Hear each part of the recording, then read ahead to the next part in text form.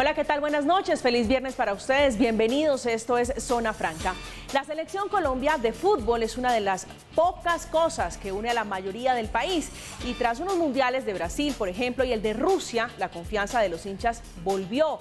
Sin embargo, ahora el panorama no es tan claro y es un poco más distinto y las cuentas para llegar al Mundial de Qatar no favorecen a los dirigidos por Reinaldo Rueda, que tienen el antirrécord de no marcar gol en 646 minutos, es decir, 7 partidos, uno de los peores registros de la eliminatoria. Y aunque algunos hinchas aún guardamos, y me incluyo allí, las esperanzas de clasificar al Mundial, esperando resultados de otras selecciones, lo cierto es que la falta de gol y la derrota contra Perú y Argentina dejaron prácticamente eliminada a la Selección Colombia, a pesar de que tendría un calendario aparentemente a su favor, pues sus dos últimos rivales son Bolivia y Venezuela, dos equipos eliminados. Uno de los principales señalados es la mala campaña y es el técnico Reinaldo Rueda, quien llegó en el 2021 a apagar el incendio tras el 6-1 contra Ecuador. Pero los señalamientos no solo apuntan a Rueda, pues también apuntan a los dirigentes de la Federación Colombiana de Fútbol, también a los enfrentamientos y duras críticas por su gestión y por supuesto la multa que impuso la Superintendencia de Industria por el escándalo por la reventa de boletas en la pasada eliminatoria. ¿Qué pasará con la Selección Colombia? Pues sobre esto hablaremos y también hablaremos de la responsabilidad de los dirigentes del fútbol profesional colombiano en lo que está pasando con nuestra querida Selección Colombia. Bienvenidos.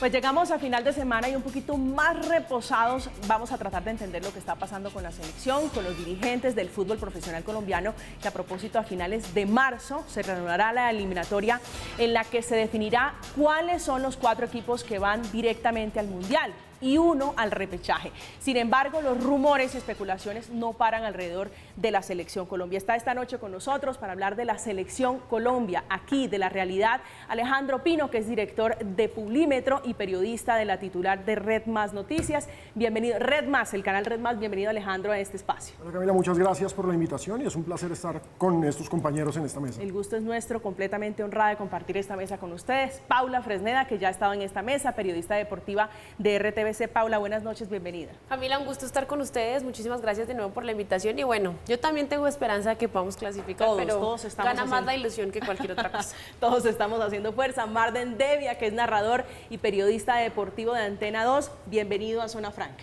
Hola Camila, un abrazo. Alejandro, Paula, un placer compartir con ustedes. Pues Marden, estaba diciendo un poquito más reposado, ya ha bajado un poquito la espuma sobre lo que pasó, tristes algunos, otros decepcionados con la Selección Colombia. De fondo, estructuralmente, ¿qué es lo que está pasando con los muchachos?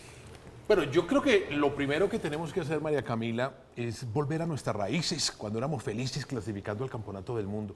Nos tenemos que instalar donde pertenecemos. Nosotros, el fútbol colombiano no puede pertenecer a donde no está. Entonces, no le puedes pedir a Colombia que de la noche a la mañana sea favorita para ganar un campeonato del mundo. Tenga la necesidad de ir a una Copa América y la tenga que ganar. No. Brasil es pentacampeón del mundo, ¿cierto? Y del 70 al 94, ¿cuántos años se demoró? Y del 94 va a completar, si no lo gana en Qatar, 20 años. Y es el pentacampeón del mundo. Y Argentina ha tenido los 2 mejores jugadores de la historia, que se suman a Pelé, ¿cierto? Maradona y Messi. Ya ha ganado 2 campeonatos del mundo. Entonces nos tenemos que ubicar. El día que nos ubiquemos y que entendamos que nuestro fútbol es de progreso, pero no de alta competencia, yo creo que nos va a ir bien. Ya no nos sirve. Nos cortamos las venas porque nos eliminan en cuartos de final de un campeonato del mundo. O sea, no nos sirve. Antes éramos felices cuando se clasificaba al Mundial. Ahora ya no nos sirve si quiere estar clasificados en un campeonato del mundo, salir en octavos o salir en cuartos. No nos piden ser campeón. Yo creo que para comenzar debemos pararnos donde estamos situados, de donde pertenecemos. Ese día podremos mirar de frente los problemas del fútbol en Colombia. Alejandro. Bueno, yo creo que aquí hay un problema estructural Y es un problema estructural de grandísimas dimensiones, es decir, no es un problema que haya comenzado con Ramón Yesurún, es un problema que viene incluso antes, incluso viene con clasificaciones y con eliminaciones anteriores. La frase es chistosa porque pues, obviamente Marden y Paula la conocen muy bien, pero el fútbol siempre es el reflejo de un país, se juega como se vive. Y es muy poco probable que logremos éxitos teniendo la organización que tenemos y la estructura que tenemos. ¿Sí? Si repasamos, como bien decía Marden, es muy chistoso pensar en ser campeones del mundo cuando tenemos una Copa América encima, cuando los títulos sub-20 hace rato no aparecen, cuando los títulos sub-17 hace rato no se ven, cuando la estructura de clubes es un desastre, porque nuestra liga es un desastre organizativo, y aparte de ser un desastre organizativo, en estos momentos está en investigación. Es decir, tenemos a 16 clubes profesionales y a la misma DIMAYOR en una investigación de la Superintendencia de Industria y Comercio por organizar un comportamiento corporativo corrupto, es decir, vetos a futbolistas, es toda una estructura corrupta. Y con una estructura corrupta es muy difícil. Nuestro talento de jugadores ha logrado que clasifiquemos a mundiales, se ha logrado por unos momentos específicos gracias a muy buenas generaciones, pero la norma es que nosotros no estemos en mundiales, tristemente hay que decirlo. ¿Sí? La norma, yo sé que es rarísimo lo que acabo de decir. Pero todos están sorprendidos y le reprochan a la selección no llegar al Claro, mundial. porque es que tú lo dijiste muy bien en la introducción. La débil estructura de la identidad nacional colombiana tiene un pilar fundamental, y ese pilar fundamental es la Selección Colombia. La Selección Colombia nos une a todos, absolutamente a todos. La Selección Colombia es representativa de las regiones, es representativa de las razas, es la bandera puesta en futbolistas, y ese tipo de cosas son supremamente poderosas. Son poderosas como símbolo. Pero ¿qué pasa? Que lamentablemente la estructura organizativa del fútbol colombiano no aprovecha eso para potenciarlo, sino aprovecha eso para sacar plata, para ganar plata. Y está muy bien, el fútbol es un negocio, no seamos inocentes. El fútbol es un negocio, pero pues la plata no se ve reflejada en todo lo demás. ¿Cuál es la inversión en inferiores? ¿Cuál es la inversión en los juveniles? Acá no hay nada que mostrar. No hay nada que mostrar. Lo de mostrar es que los jugadores nos clasifiquen. Y acá estamos agarrados de un clavo ardiendo, es la cofradía del clavo ardiendo, agarrados de un clavo ardiendo, esperando ganar 2 partidos cuando no hemos hecho un gol en 7 partidos, esperando que se nos den otros resultados para ver si se salva el negocio, ni siquiera para clasificar. Los dirigentes en estos momentos están para ver si se salva el negocio y para ver, y esto hay que decirlo con pelos, señales, con lo que sea, la clasificación al Mundial garantiza más impunidad para los dirigentes, es así de simple. En la medida en que quedemos eliminados, a ellos les va a caer la justicia. En la medida en que no va a pasar nada. Ya vamos a hablar de eso, que eso es un tema muy interesante y no lo había metido allí en la analogía y en el ajedrez. Paula. Yo, la verdad es que ya lo dijeron todos ellos dos, además porque Alejandro acaba de tocar un punto importantísimo y tú también lo decías en el inicio, venimos de clasificar 2 mundiales seguidos, pero hay un problema y es que se nos olvida que duramos casi 14 años, casi 16 años sin clasificar a mundiales. Entonces, en esos 16 años se evidenciaron muchos más problemas de los que ya acaban de hablar Marden y Alejandro. Pero otro punto importante que decía Alejandro ahorita es la falta de estructura. Y la falta de estructura es, ¿por qué tenemos que tener diferentes técnicos en las selecciones inferiores? Porque el técnico de la selección mayores no está involucrado en los procesos sub-17 y sub-20. ¿Por qué buscas jugadores de diferentes sitios del país en los que seguramente pues puedes tener, digamos, tallaje, altura, fuerza, potencia, pero no buscas jugadores también calidosos para incluirlos? Hay una parte del negocio que Alejandro dice que es muy importante y es ¿por qué tenemos que recurrir a otras estrategias fuera del fútbol para sacar provecho del fútbol? Es decir, ¿por qué se busca talentos a punta de plata? Y eso nadie lo dice tampoco. Entonces, sí, el dinero está muy involucrado en que llamen a jugadores, sí, el dinero está muy involucrado en que también no se llame tanto talento y más bien sí se llame otro tipo de jugadores a las inferiores.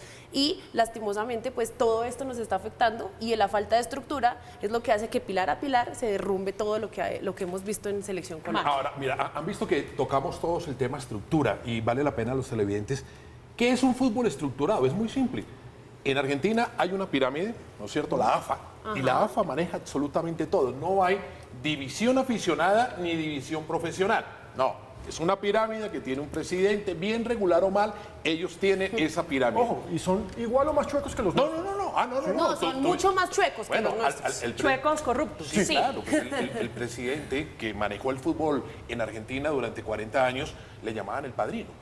Entonces, cuando uno le llaman el padrino, que era don Julio Grondona, que está inmiscuido en el FIFA Gate, lo que pasa es que él lo salva que se muere. Claro. Él lo salvó. Irónicamente es verdad. Sí, él lo salvó eso. Claro. Pero tienen una pirámide interesante que se puede copiar en lo competitivo. Porque nosotros, si vemos, copiamos los cánticos, copiamos las barras bravas, copiamos la manera como nos adueñamos de los estadios, los que se creen ser dueños del cemento, ¿no es cierto? No se puede sentar aquí, este territorio es mío y tal. Pero no copiemos las cosas buenas en Argentina de su pirámide, que tiene campeonato de ascenso, que tiene primera división, segunda división, tercera división, cuarta división, campeonatos regionales, campeonatos en capitales. Entonces, en Colombia no, nosotros tenemos un campeonato que es el de primera división y tenemos un torneo de la B del ascenso, donde si quedas último, no pasa nada, porque no pierdes la categoría. ¿Y qué se están perdiendo? ¿Has escuchado que hasta el presidente de la República dice, hay que hacer el torneo de la C? Claro que hay que hacer el torneo de la C. Pero ¿cómo lo vas a hacer? Se necesita que se abra la pirámide para que el torneo de la C reúna el talento de los jugadores que no pueden llegar ni a los equipos de primera y a los equipos de segunda, pero le tienes que hacer ascenso y descenso y volverlo competitivo. Si no lo haces, si crees que el fútbol aficionado hay que hacerlo a las carreras, aquí se hacen torneos sub-10, sub-13, sub-20, sub-21, en 4 días. Jueguen por la mañana, programan y 4 días y se acabó el torneo y ese es todo. Y ya cumplimos, para el informe de gestión ya cumplimos. Exactamente. Es vergonzoso. Pero eso Entonces, funciona. Eso es estructura, que es Alejandro, la que se pide. Usted menciona algo muy interesante y dice que el negocio, en definitiva, es el fútbol y que detrás de esto lo que hay es millones y millones de dólares. ¿Cómo llega uno y si esto fue desde el inicio así o esto es ahora así? Digo, ¿cómo se llega al momento y al punto en que no importa si ganen o no, lo que importa es realmente lo que sea fructífero, lo que sea rentable económicamente hablando? Es una gran pregunta porque, como bien contaba Paula, dejamos de ir a mundiales durante mucho tiempo. Y tuvimos la aparición de una gran generación que, dirigida por Pekerman, volvió a un mundial en el 2014. Y el país entero se reenamoró de su selección Colombia. La verdad es que la gente se había distanciado durante el comienzo de este siglo de la selección porque los resultados no se daban, porque no aparecían los triunfos. Entonces ese pilar de la identidad nacional era como, no funciona. Alejo, permíteme, porque vivimos mucho tiempo de el 4-4 en Arica 62. Claro, y después del Y pibe. después del 5-0. Esos eran nuestros. Y el 1-1 también. Sí, con exacto. Alemania. Bueno, pero ya estábamos en un campeonato O del sea, mundo. su teoría es que Pero vivimos del antes, pasado. no, es que es muy corta. Es decir, si vas a mirar la vitrina en trofeos del fútbol colombiano, tenemos una Copa América Solo en el tenemos un 2001. trofeo. ¿Ya? Nada más. Sí. Esa es Pero nuestra entonces, historia. En el, Perdón que 2014, te interrumpo. en el 2014 esta selección rompe todos los hitos. Aparte de eso, los patrocinadores y la federación se dan cuenta de lo que representa esta selección Colombia con unos nuevos jugadores, casi todos triunfando en Europa, todos prometiendo un momento maravilloso. Y resulta y acontece que se disparan los precios. Entonces, si quieres tener tu nombre en la camiseta de la selección, te vamos a cobrar más. Y básicamente los derechos, por ejemplo, los derechos de televisión de la selección Colombia pasaron de, en el 2014, 6 mil millones de dólares, perdón, 6 mil no, eran 6 millones de dólares, qué pena, de 6 millones de dólares pasan a, por 4 años, 6 millones de dólares por 4 años, a en estos momentos 40 millones de dólares por 4 años. Entonces, ¿por qué? Porque implica popularidad, porque todos quieren estar con la selección, porque todos quieren que la marca esté con James, que esté con Falcao, que esté con Cuadrado, que esté con Ospina. Es una generación que vende, son jóvenes, son representativos, están en redes sociales, tienen millones de seguidores. Entonces, esos son los derechos de televisión. Adidas cuánto paga, Águila cuánto paga, los patrocinadores se multiplicaron. Y se multiplicaron exponencialmente. Es que antes teníamos a Águila. La cerveza Águila patrocinaba a la Selección Colombia. De un momento a otro tenemos a Águila, a Colombiana, a Movistar, a Home Center, a Bancolombia, a Efecti. Hubo un momento en que estaba Chevrolet, pero después Chevrolet se bajó. Hubo un momento en que estaba Coca-Cola y Coca-Cola se bajó. Sí. ¿Por qué? Porque los precios empezaron a subir. Cada 4 años, o sea, listo, del 2014 al 2018 se sube un montón. Del 2018, ya son 2 mundiales seguidos y a esta gente la aman y a esta gente es sensacional. Y James es una sensación en redes sociales y es nuestro 10. Y además tenemos al nuevo goleador histórico de la Selección Colombia, que es Falcao, que por fin hizo un gol en el mundial y se disparan los precios. Y ahí la pregunta es, toda esa plata que le entra a la Federación Colombiana de Fútbol, en estos momentos la Federación Colombiana de Fútbol es la tercera más rica de este continente. Es decir, por supuesto Brasil, por supuesto Argentina y detrás nosotros. Nosotros recibimos más plata que Uruguay. ¿Y esa plata cuál es el destino de ese dinero? La Federación Colombiana de Fútbol. La Federación Colombiana de Fútbol con esa plata tiene que trabajar por el fútbol. ¿Cuál es el trabajo por el fútbol? Ellos van a decir, hemos hecho, y es verdad, hemos hecho 2 sedes. Hicieron una sede en Bogotá y una sede en Barranquilla. Me encanta que las sedes sean el trabajo por el fútbol. Muy bien hechas. Son perfectas, buenísimas, divinas. De primer nivel. Trabajo arquitectónico sensacional. Pero ¿y el trabajo de las inferiores?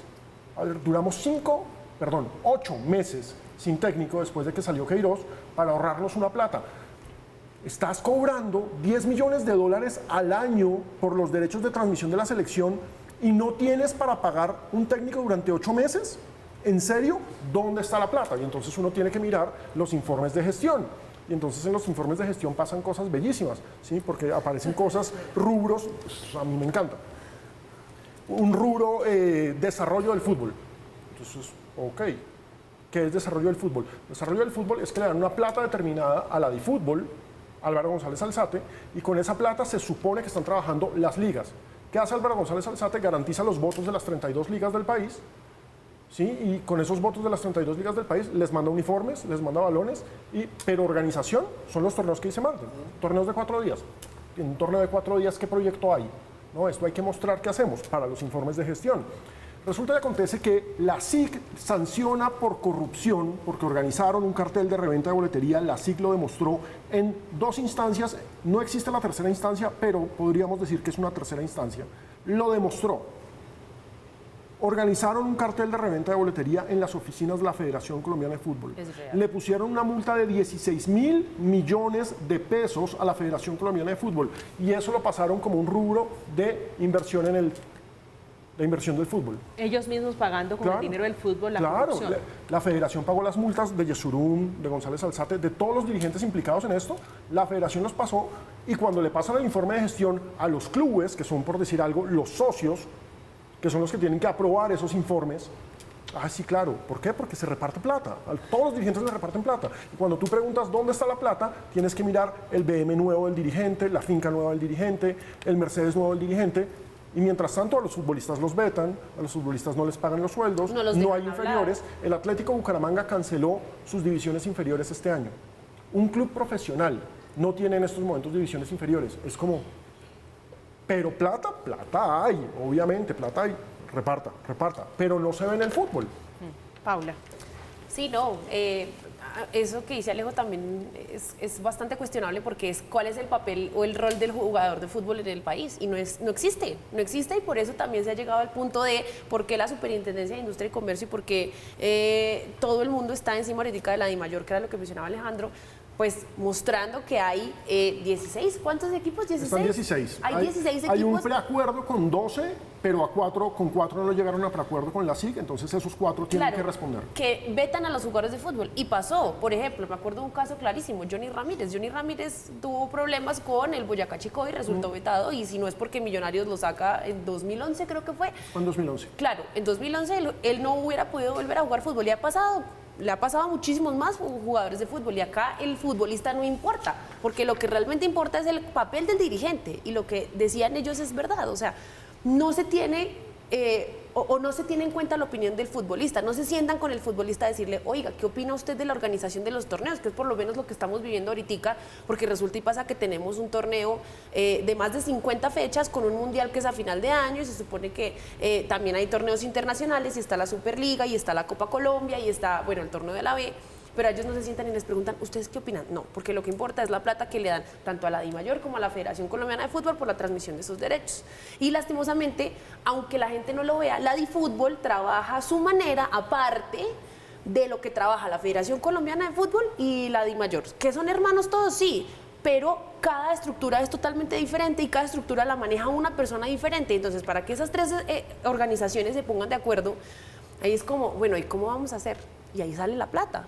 Entonces, lastimosamente, no hay quien le ponga un par, además, porque Álvaro González Alzate tiene no solo problemas por lo que pasó por la reventa de boleterías, sino que ha tenido problemas porque, por ejemplo, el año pasado salió en febrero o marzo, no recuerdo muy bien, el comunicado que decía que se iba a crear la tercera división del fútbol colombiano. Y entonces resulta y pasa que muchísimos clubes aficionados de este país pasaron las cartas para poder ser parte de esa tercera división, de ese torneo de la C, y a muchos les dijeron, no, no los vamos a llevar, porque o están vetados también, son dirigentes que están vetados. Hay casos de dirigentes, de presidentes de clubes aficionados que están vetados de fútbol porque han sido capaces de hablar de lo que es Álvaro González Alzate y no nos dejan participar en los torneos. Entonces ahí ya empiezas tú a decir, ok, entonces ¿cómo vamos a estructurar la C? La C se estructuraba supuestamente en un mes para que arrancara en abril o mayo. Finalmente, ¿qué terminó pasando con ese torneo? Absolutamente nada. Marden, usted mencionaba hace instantes algo muy interesante y era el modelo piramidal que tienen algunos países hablando de fútbol. Y me llama la atención porque hemos cuestionado a los muchachos de la selección, se ha hablado del director técnico y hablando de la responsabilidad de quienes realmente pareciera tienen el sartén por el mango, ¿por qué esa desarticulización? María Camila, yo creo que en el balance, ¿no es cierto? Pues todos estamos haciendo el mismo análisis y normalmente los análisis se hacen cuando los resultados no aparecen.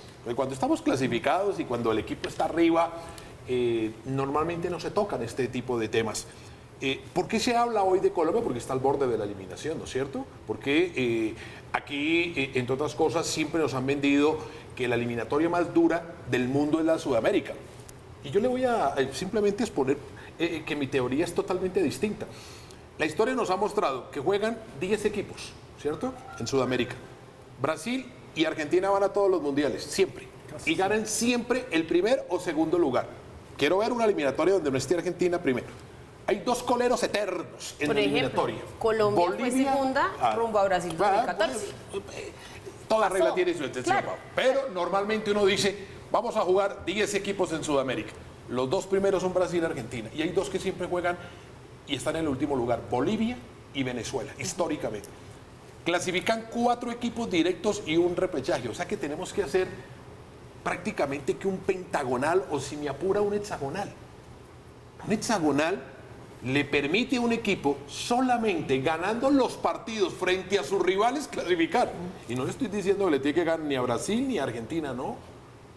Si usted le gana a Bolivia, a Venezuela, a Perú, a Paraguay, a Ecuador y a Chile, sus puntos de local o de visitante con eso clasifican. Pero el problema está en dónde, en estudiar al rival, en la forma de diseñar la estrategia, en los directivos. El problema está en que la eliminatoria, cuando se planifica o cuando vienen los juegos, ¿no es cierto? Digamos que los cuerpos técnicos, inclusive nosotros mismos, empezamos a hacer las cuentas. Uno dice, Colombia-Argentina, partido que se puede perder, pero Colombia-Bolivia no. Pero eso es con matemáticas. No, es con la simpleza del fútbol. A Bolivia hay que ganarle los 6 puntos. Matemáticamente, claro. O sea, en la historia, con la eliminatoria con los 10 equipos de Sudamérica, uno clasifica con el 50% de los puntos. Está demostrado. Es decir, si ganas todos tus partidos como local, clasificas. ¿Qué pasa con la selección Colombia actual? No gana los partidos como local. No hace gol. No hace goles, o sea, no gana los partidos. En estos momentos, la selección Colombia tiene un 40% de rendimiento, entonces pensar en la clasificación, es más, lo que la eliminatoria es la más difícil, es un muy buen cuento, pero es un cuento muy bien montado. Muy bien montado. Muy bien montado. En esta eliminatoria, el cuarto, que clasifican 4, como bien está explicando Marden, el cuarto va a entrar con menos del 50%. Con menos. En esta eliminatoria se bajó la vara realmente por el nivel. Y eso habla muy mal de nuestro trabajo como selección. Es que entre otras cosas, eso es lo más grave que tiene esta eliminatoria. Esta es la eliminatoria más mediocre de los últimos 30 años. Es muy mala. Uruguay perdió 15 puntos seguidos. Ganó 2 partidos y está cuarto. Pero usted me está dando la razón. Con ese resultado mediocre, todos los que queremos y de corazón a la selección Colombia que vaya a un mundial, no lo merecemos. Una selección con esos resultados, 7 partidos, Marden, sin goles, sin dar resultados, no merece ir a un mundial. Por supuesto, pero hoy le estamos haciendo cuentas. Entonces, mira cómo está la eliminatoria. Un equipo pierde 15 puntos seguidos y es protagonista. Hoy está clasificando directamente Uruguay. Y un equipo no hace 7 partidos gol. no ganase 7 Y puede partidos clasificar. Tiene y matemáticamente 10% puede. posibilidad de Eso te clasificar. habla de la mediocridad de esta eliminatoria. Sí, la Pero ahí hay eliminatoria. un punto importante y es, la selección Colombia es pasión y es identidad. Creo que nadie va a discutir eso.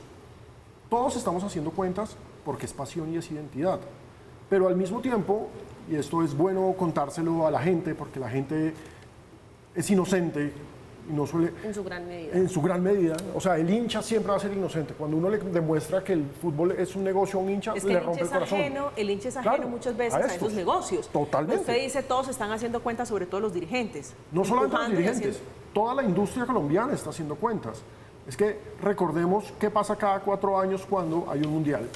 todos los contratos que hay detrás. Todas las publicidades, entonces este almacén va a vender más televisores, este otro almacén va a vender más neveras, se va a vender más cerveza, se va a vender mucho más aguardiente, está demostrado estadísticamente que se vende mucho más aguardiente cada 4 años entre junio y julio, está demostrado estadísticamente, entonces eso es un impulso, con o sin selección en el mundial, pero si la selección se monta, nos vamos a poner de banderita tricolor todos, aunque no patrocinemos a la selección, y nos montamos en ese negocio. Entonces, por supuesto, nosotros hacemos parte de la industria. Es un merchant. Claro, es un negocio. Entonces, nosotros hacemos parte de esa industria, entonces obviamente las cuentas reales son miércoles. Es que si no, voy a perder plata de anunciantes. Nuestras cadenas miran una cosa, con Colombia dentro del Mundial y una distinta la exactamente. planificación del Mundial sin Colombia. Tal Totalmente cual. distinta. Ahora- Casi que terminamos eliminados nosotros. ¿Que merecemos estar en el Mundial? No, no merecemos. Y yo vuelvo a poner acá un tema sobre la mesa que es incómodo a más no poder. En la medida en que no clasifiquemos al Mundial, de verdad vamos a tener por fin una investigación. Los gobiernos no se meten con los dirigentes de fútbol cuando hay Mundial. Pero eso en qué tiene que ver una cosa con la otra, No, Alejandro? claro que tiene todo que ver, Cami. Perdón un segundo, Dale. ¿qué tiene que ver una cosa con la otra? Porque usted ha insistido en ese tema que no es de poca monta, es que estamos hablando de corrupción en el fútbol. Digo, lo que más quieren los colombianos, lo que por cosas extrañas nos une, el fútbol colombiano. Bueno, vamos a explicarlo con ejemplos. Paula está muy chiquita, pero usted no. Copa América del 2001. Somos campeones de la Copa América por primera vez en la historia. Yo me acuerdo, Alejo. Vamos. Sí, no, yo tratando de bajarle la edad. Está sí. sacando Tenía la 8 cédula. años. Sí, yo tratando de bajarle la edad. Pero entonces, esa Copa América no se iba a realizar. 15 días antes, no, 15 días no. Un mes antes de esa Copa América, las FARC secuestraron. Es decir, punto uno, se había acabado el Caguán. Es decir, estábamos en plena caída del Caguán, en plena crisis nacional. Secuestraron a Bustamante, que No, era... a Hernán Mejía. A Hernán Mejía, perdón. A Hernán Mejía, Hernán Mejía, que era el no. vicepresidente de la Vicepresidente, Federación Colombiana de Fútbol. La Conmebol dijo, ni por el... Vamos a hacer la Copa América en ese país. Mandaron a Fabio Valencia Cosio, el gobierno colombiano, a negociar con la Conmebol cómo se tenía, es decir, el fútbol no es solamente fútbol, el fútbol es una cuestión de Estado. Tanto así que, recordemos, ganamos la Copa América, gol de Iván Ramiro Córdoba contra México, se levanta la Copa. ¿Quién levanta la Copa? El capitán de la selección Colombia, Iván Ramiro Córdoba. Levanta la Copa y ¿a quién es la primera persona que se lo pasa? Andrés Pastrana, presidente de la República. Jamás en la vida, jamás en la historia, un presidente había recibido la Copa América de manos de un capitán después de ganar la Copa América. Acá fue la primera vez, o sea, literalmente la celebró todos los jugadores y coja Andrés Pastrana, porque esa copa era de Andrés Pastrana. Fue, y qué pena que me voy a meter en política en un programa en el que supuestamente estamos hablando de fútbol, fue su mayor logro. Pero el mayor logro del es que gobierno de Andrés Pastrana están fue eso. conectados. O sea, Pero- nos guste o no, el fútbol y la política siempre van a estar conectados. Pero usted apoyaba esa teoría, perdón Alejandro, usted apoyaba la teoría de que si no clasificamos, si no vamos al Mundial, esto va a ser en gran medida positivo porque va a haber resultados o vamos a ver resultados en investigaciones, como por ejemplo, ¿cuál podría salir a la luz? Hablando penalmente, porque la superintendencia ya avanzó, tiene algunos procesos, pero en la fiscalía esto no ha pasado absolutamente nada. Es que yo creo que ahorita la investigación más importante, sin duda alguna, tiene que ser la de Ramón Yesurún y todas las personas involucradas en el cartel de la reventa de boletería, porque eso ya está más que confirmado. O sea, Alejo ya decía, fueron 16.000 millones de pesos Sí, de de multa multa. a la federación, pero a ellos fueron como 18.000, o sea, casi a las 18 personas que En estaban total imputadas. fueron cerca de 19.000 millones de pesos de multa, eso lo pagó la federación. A Yesurún le tocó pagar como 350 millones de multa, no la pagó él, la pagó la federación. Álvaro González como 90, y de ahí en adelante al comité ejecutivo de ese periodo, porque digamos Luis Bedoya Es que también fue además es multado. el comité ejecutivo. de la Claro, era todo el Federación comité Colombiana de ejecutivo. Pero más allá de eso, a ver, la fiscalía no interviene porque por ley del deporte en este país está prohibido que el presidente, o sea, el representante legal de una entidad deportiva tenga un proceso penal. En el momento en que tú tienes un proceso penal, te caes de ese cargo, sea el presidente de la Federación de Fútbol, de baloncesto, de voleibol, de automovilismo, de lo que sea. Si usted tiene una investigación penal por ley del deporte, usted no puede ser presidente de una federación deportiva. Si se cae Ramón Yesurún, ¿qué pasa? Esta investigación comenzó en el 2018. En el 2018 sube Iván Duque al poder. Lo primero que propone Iván Duque cuando sube al poder es Copa América en Colombia. Y la federación, por supuesto que les traemos la Copa América. ¿Quieren la Copa América? Pues les vamos a hacer la Copa América más absurda de todos los tiempos. La Copa América Colombia-Argentina, 2 países con frontera, obviamente. ¿Sí? Vamos a hacer la Copa América acá. Y el gobierno, el Ministerio del Deporte, hizo toda una parafernalia alrededor de la federación, aunque ya estaba la investigación en la SIC. Claro que sí. La investigación en la SIC explotó en 2018. Pero se presumía inocente el señor Yesurún y compañía, el señor Gómez Alzate, ¿es que se llama? Álvaro González Álvaro Alzate. González Alzate, se presumían inocentes. Se presumían inocentes, pero es que en el 2020, cuando ya no se hizo la Copa América porque estamos en pandemia, en el 2020 salieron sancionados por la SIC. Claro. Es decir, ya no son inocentes. Fueron castigados por corrupción administrativa, porque eso es lo que castiga la SIC. La SIC no es penal, la SIC es administrativa. Entonces el castigo es administrativo. En resumen, el presidente de la Federación Colombiana de Fútbol, el vicepresidente de la Federación Colombiana de Fútbol y otros miembros que ya no están, porque esto es en el comité anterior, son organizadores de un cartel de reventa de boletería. A nadie lo pueden, porque hay intimidación judicial, por supuesto, pero a nadie lo pueden demandar o decir, no, eso es mentira, está demostrado. Hay una sanción en 2 instancias. Sí. La SIC le mandó esos folios a la Fiscalía. La Fiscalía recibe eso, pero al mismo tiempo, y ojo, con un comentario del entonces ministro de Defensa, del Deporte, perdón, el ministro del Deporte, Ernesto Lucena, quien dice, le pide públicamente en una emisora a Ramón Yesurún que debería dar un paso al costado porque pues está mal visto que el presidente de la Federación Colombiana de Fútbol. Pero ¿qué pasa? ¿Y la organización de la Copa América? Sí, y pues es que Yesurún es el que nos va a traer la Copa América. Entonces, esto en la Fiscalía se murió. Esto en la Fiscalía está desde el 2020 el folio completo. Sí. La investigación de la SIC es del 2018. Desde el 2020 la Fiscalía tiene esa investigación. Y la respuesta, cuando yo pregunto en la Fiscalía como periodista, la respuesta, hay 2 respuestas. La respuesta oficial es, no, lo que pasa es que no hay una denuncia oficial. No hay una denuncia oficial, te mandaron un folio de 1200 páginas lleno de grabaciones, lleno de declaraciones que demuestran cómo organizaron. Esa es la respuesta oficial. La respuesta extraoficial es, no, es que con eso no nos podemos meter. ¿Por qué son tan poderosos, Marden? El fútbol es hoy por hoy la empresa que más dinero gana en el mundo. No hay una empresa que gane más dinero que la FIFA. Las armas, es la única. ¿Cierto? O sea, legal. No, pero legal. El narcotráfico. Sí. Por eso, legal, las armas, es la única. Legal. Es una industria que se mueve a través de derechos de televisión, ¿no es cierto?, en todo el mundo.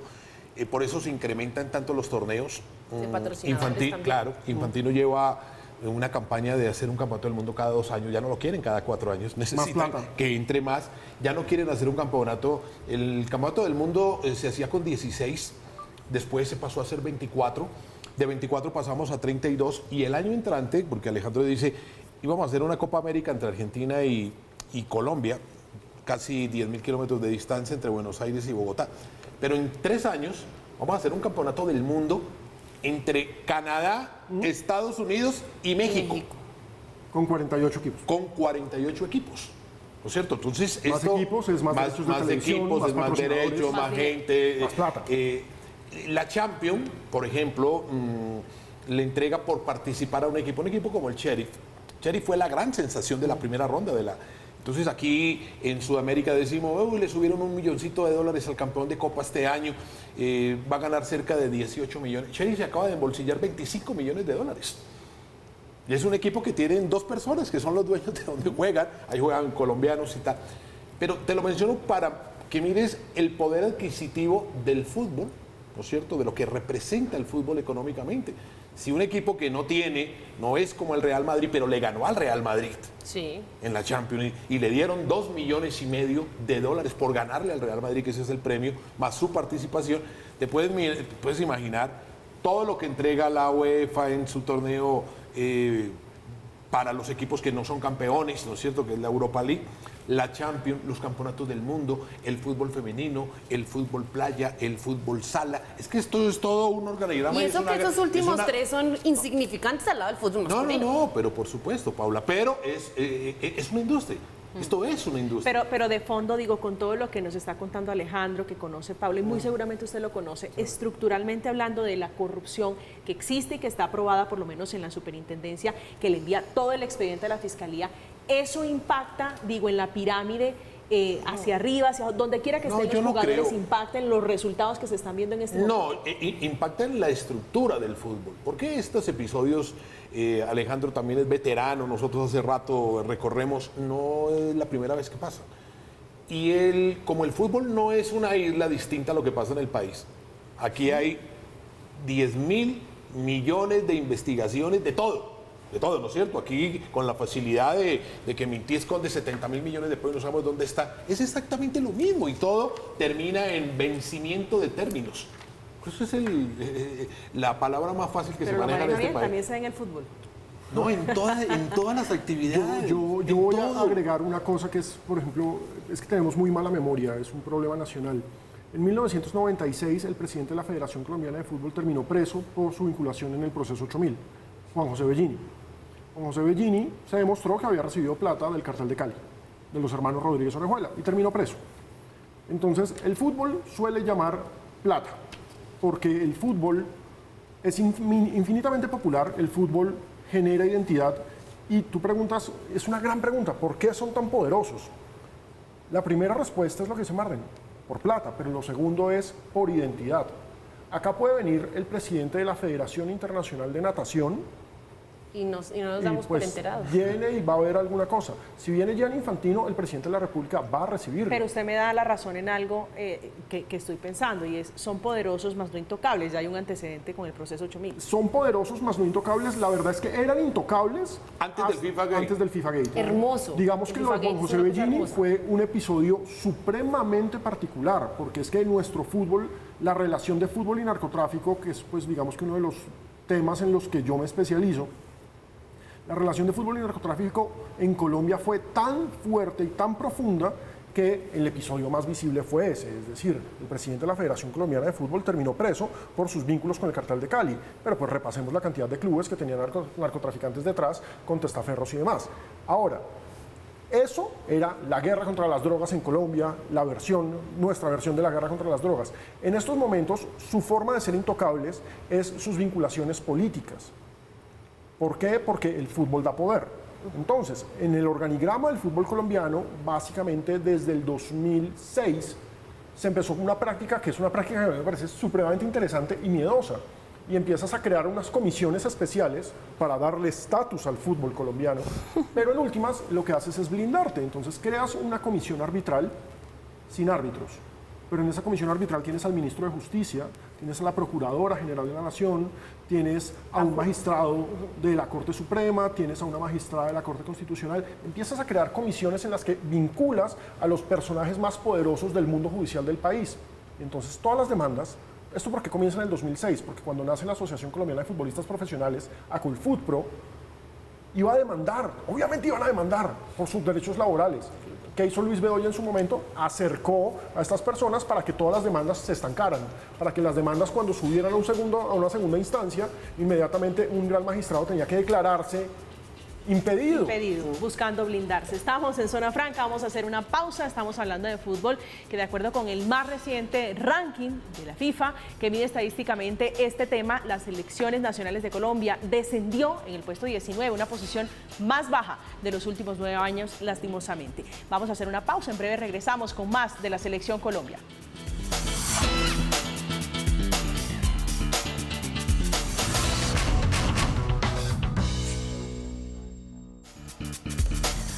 Regresamos, estamos de vuelta en Zona Franca hablando de fútbol. A propósito, la última vez que Colombia marcó un gol en la eliminatoria fue el 9 de septiembre del año pasado, cuando vencieron a Chile con un marcador 3-1 y desde ese día inició la sequía que hoy nos tiene hablando de este tema. Paula, hablando de la selección Colombia, ya hemos hablado de corrupción, hemos hablado de los dirigentes del fútbol, pero hablando de la selección, la pregunta que en las redes sociales y en conversaciones cotidianas la gente se hace es ¿por qué en el exterior sí y aquí no? Aquí se les olvida jugar fútbol, aquí se les olvida que existe en el campo una pelota.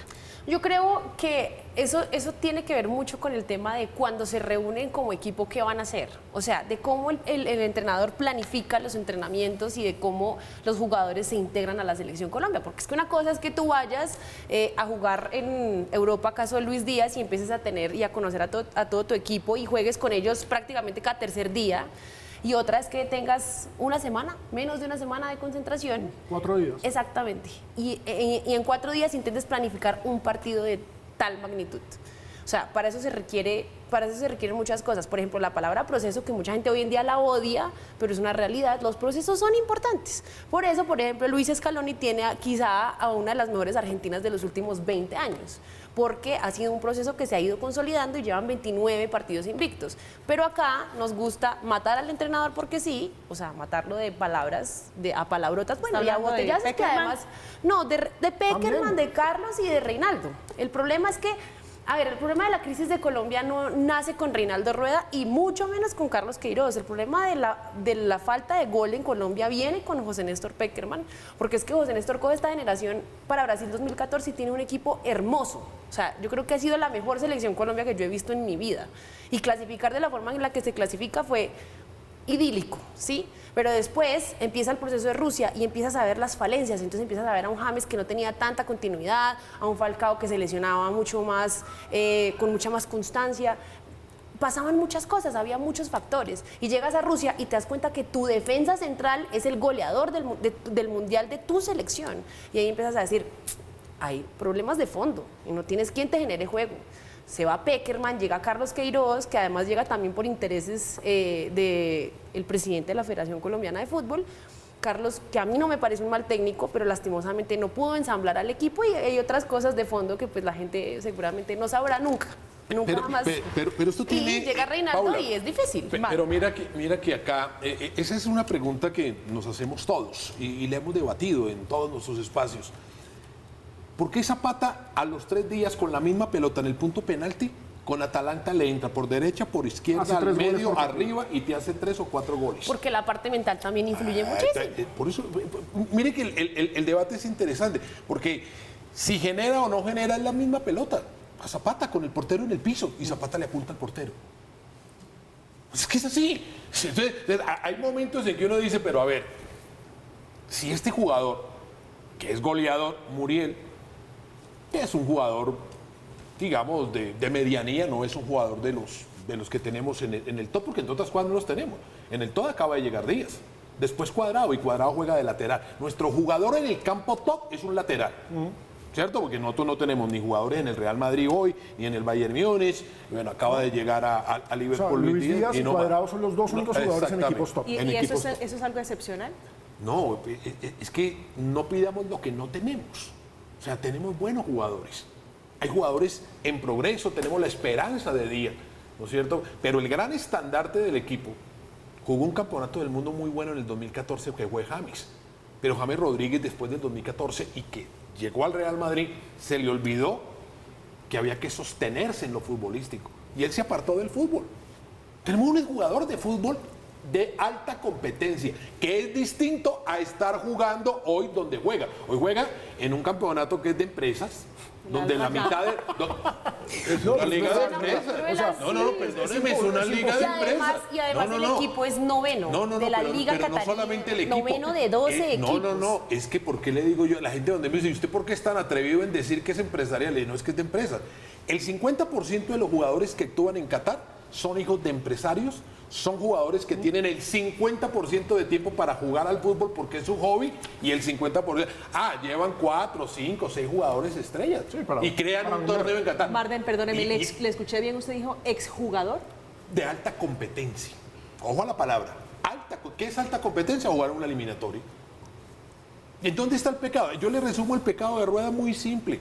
Rueda fue a la Copa América sin James y terminó tercero. Armó un equipo, trabajó 2 meses, se convenció que lo necesita. Se dejó presionar, se lo metieron, se enterró con él. Sí, es simple. Es una muy buena definición. Sí, es Uno, simple. uno no puede pretender ser un jugador top, y este es el caso de James Rodríguez, estando en la Liga de Qatar. Es absolutamente Jamás. imposible pretender ser un jugador top Se en la Liga lesionó de sin Qatar. jugar. No, es que no pero juega. más allá de eso, las Es que no lesiones juega. son imprevistos, o sea, las Sí, lesiones pero son no juega. accidentes. Pero acá el punto no es James, acá el punto es que lamentablemente Reinaldo Rueda no logró encontrar el equipo. Lamentablemente Reinaldo Rueda, esto es algo Alejo, que no pero nos lo había aclaran. encontrado en No, Brasil. lo había encontrado. Lo encontró. Sí, O sea, si lo lamentablemente encontraste en la Reinaldo Copa Rueda- América, ¿por qué Pero nos tenemos que encontrarlo devolver? ¿cómo? ¿Ganando solo 2 partidos de esa Copa América, Marden? pero lo encontró, Paula. No sé. Terminó tercero. Había una estructura, le mostró al país que podía jugar sin su gran estrella.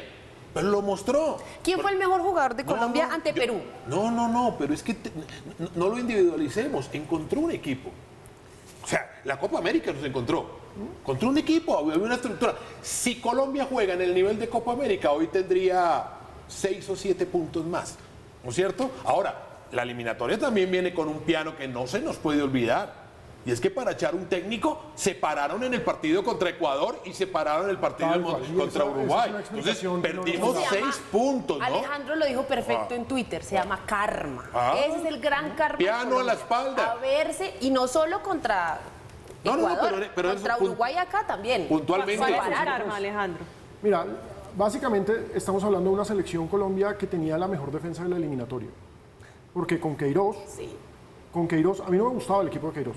Eso no era Colombia. Pero era un equipo sólido atrás que pasaba en transiciones rápidas al ataque. Y compacto. Eso hizo que tuviéramos una Copa América decente, que se tuviera un invicto un montón largo. Pero ¿qué pasó?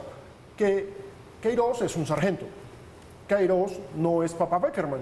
Porque el encanto de Peckerman, y creo que es el gran problema de esta generación, se malacostumbraron a Papá Peckerman, alguien que los consentía, que los trabajaba, que manejaba el camerino perfectamente, manejaba este montón de egos, de este montón de muchachitos multimillonarios, porque esos son los futbolistas, no solamente los de la selección, los futbolistas en general son muchachitos multimillonarios, manejaba estos egos a la perfección.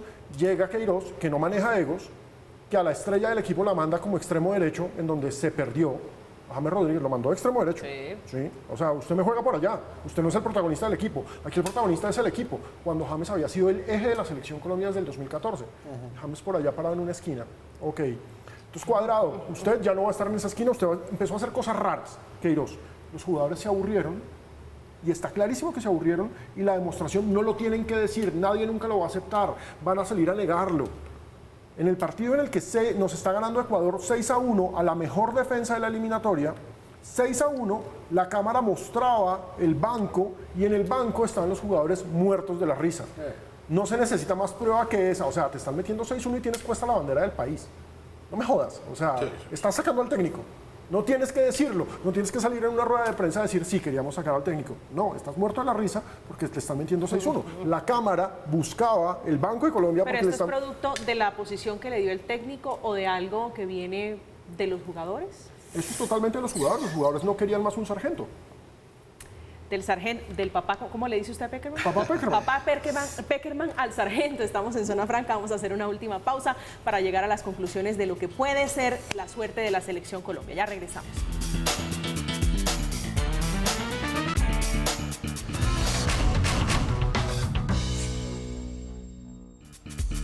De vuelta hablando de la selección Colombia que hizo 4 puntos de 21 posibles en los últimos 7 partidos de la eliminatoria. Qué desesperado. Eso no pinta nada bien. No, y además no marcó gol No en marcó. 7 partidos. Sí, señor, pero quiero ya para que entremos a las conclusiones. ¿Papá Peckerman debería volver? No, yo creo que es un ciclo cumplido. Lo que hizo, lo hizo. A Peckerman lo contrataron para clasificar a Colombia a un campeonato del mundo. Lo clasificó a 2. Uno puede compartir y no compartir, pero él cumplió con su trabajo. Porque para eso lo contrataron. Y eso hizo. Ya es un ciclo terminado. Sí, es un ciclo terminado. Alejandro, Sí, usted ¿no? decía, de Papá Peckerman pasamos al sargento, el equipo lo rechazó y esto fue algo planeado, por lo menos orquestado desde ellos en rechazo. ¿Qué pasó con Rueda? Yo siento que Rueda no logró armar al grupo. El grupo estaba dividido después de la salida de Queiroz. Claro. Ese grupo estaba totalmente tocado. Y ese grupo Rueda trata de recuperarlo sin unos egos importantes, como bien contaba Marden, sin James. Logra armar cierta idea de equipo, logra tener una idea de equipo, pero después vienen las presiones. Son presiones que no podemos demostrar en estos momentos y que mencionarlas podría ser irresponsable, pero pues a ti te empiezan a presionar porque es que son jugadores que son marcas. Entonces, ¿cómo no vamos a tener a James, hermano? James tiene que estar en la selección, además juega en Qatar. ¿Sí? A la organización del Mundial le interesa que James esté en el Mundial. ¿Por qué? Porque es uno de los jugadores insignias de la Liga Qatarí. A todos los patrocinadores de la Selección Colombia les interesa que James esté con la camiseta de la Selección Colombia. Vende más tener a James con la Selección Colombia, con la camiseta de la Selección Colombia, que tener a Borja con la camiseta de la Selección Colombia. Es fama internacional. Entonces, no lo podemos demostrar, pero yo creo que lo que plantea Marden es totalmente cierto. La verdad, ese equipo se rompió. La última rueda de prensa, después de perder en Argentina, tan tristemente como perdimos, porque fue 1-0, pero no jugamos a nada. Muy lamentable. Muy lamentable. Vamos a mantener el marcador. Es que de los partidos más tristes que yo he visto. Yo le hago un agregado. Apagadísimo. El gran problema del fútbol colombiano, cuando hacen una convocatoria, es que hay jugadores muy poquitos de alto nivel competitivo y la gran mayoría no tienen nivel competitivo. Así es muy difícil para cualquier técnico. Y sale Falcao, el capitán del equipo. Yo amo a Falcao. Yo soy falcaísta, si el término existe. Sale Falcao a decir, no, es que el entrenador vendió al entrenador. Falcao García vendió al entrenador en la rueda de prensa. Uno dice, ese equipo está roto. Sí. El equipo está roto, Paula. ¿Sí está roto? Muchísimo. ¿Y cómo están los egos en el camerino? Esto no pasa desde la era de Reinaldo Rueda. Esto pasa desde hace mucho. ¿Y los egos en el camerino cómo están? Pues Hace apenas unas horas vimos la foto, James y ayer Falcao. la foto divina en Instagram y muy lindos y claro, todo. Feliz cumpleaños. Claro, feliz cumpleaños al Tigre además, pero a ver, o sea, todos somos conscientes de que en un camerino pueden pasar muchas cosas porque son egos, son situaciones, la calentura del partido, puede haber peleas, claro, eso puede pasar, pero hay muchas situaciones en el camerino que están afectando el rendimiento de la selección, hay muchos problemas, hay divisiones muy marcadas en la selección, así quieran decirnos que no, que el equipo está unido, que quieren lograr esta clasificación, sí hay divisiones dentro de la selección Colombia, sí hay egos muy marcados en la selección Colombia y estoy de acuerdo con la teoría de Marden de la presión, pero también siento que no se le puede quitar la responsabilidad a Reinaldo de no haberle dado el manejo adecuado a este equipo. Paula Fresneda, un placer tenerla acá, qué conversación tan amena. Camila, muchas gracias por la invitación, un gusto compartir con Marden y con Alejandro y también volver a la mesa. Marden, un gusto, un placer, Camila, de verdad. Paula, Alejo, muchas gracias. Y Alejandro Pino, un placer Muchas conocerlo, gracias. tenerlo acá. Es un honor, de verdad, esta mesa enaltecida con la presencia de ustedes, unos cracks en materia deportiva. Llegamos al final de Zona Franca. Ustedes, como siempre, gracias por acompañarnos. Que tengan un feliz viernes y un feliz resto fin de semana. Que descansen.